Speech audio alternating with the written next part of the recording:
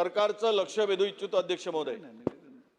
अलीकडे महाराष्ट्रामध्ये मोठ्या प्रमाणामध्ये अल्पवयीन मुलींच्या अपहरणाच्या घटना घडत आहेत। तुम्ही दिल्लीला होतात तेव्हा अध्यक्ष महोदय, इथे गृहराज्यमंत्री आहेत। मागच्या 15 दिवसामध्ये माझ्या एका ब्रह्मपुरी शहरातून 6 अल्पवयीन मुली लापता झाल्या।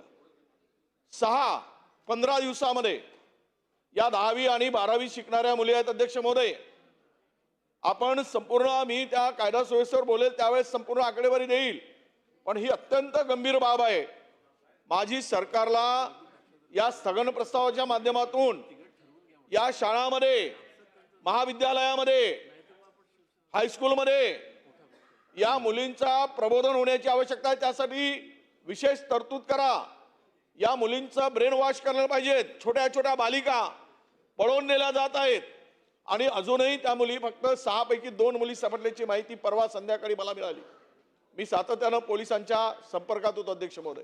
ही मुली 16-17 वर्षाच्या मुली आहेत आणि आपण एवढा मोठा खर्च करतो सीसीटीव्ही कॅमेऱ्यावर, विजिलन्सवर, फार काय काय घोषणा होता तिथे।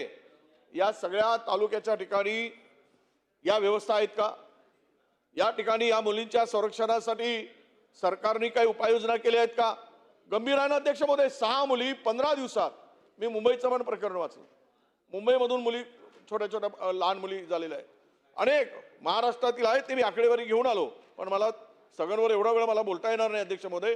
या स्थगन देत असताना आपल्याला विनंती आहे की जर अशा पद्धतीनं या लहान बालिकेंचं अपहरण होऊन त्यांचा पत्ता लागत नसेल, मोबाईल बंद आहेत, मोबाईलवर ते ट्रॅप होत नाही आहेत, त्यांना शोधण्याचं काम चालू झालेलं आहे आणि म्हणून आपल्याला यावर शासनाने गंभीरपणे निवेदन केलं पाहिजे। चौकशी करून तातडीने त्या मुलींचा शोध घेतला पाहिजे।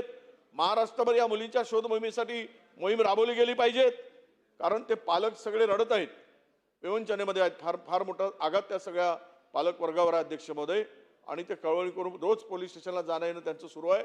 पोलिसही प्रमाणात काही चौकशी करत असतील, मी त्यांना दोष देत नाही, पण या घटना ज्या घडत आहेत गंभीरपणे, याला कोण घेऊन गेलेत, कुठे नेलेत, जिवंत आहेत की नाही, त्यांच्याशी काय झालेलं आहे, कशासाठी नेलेत, कोणी पळवून नेलेत, हा फार गंभीर विषय या ठिकाणी आहे।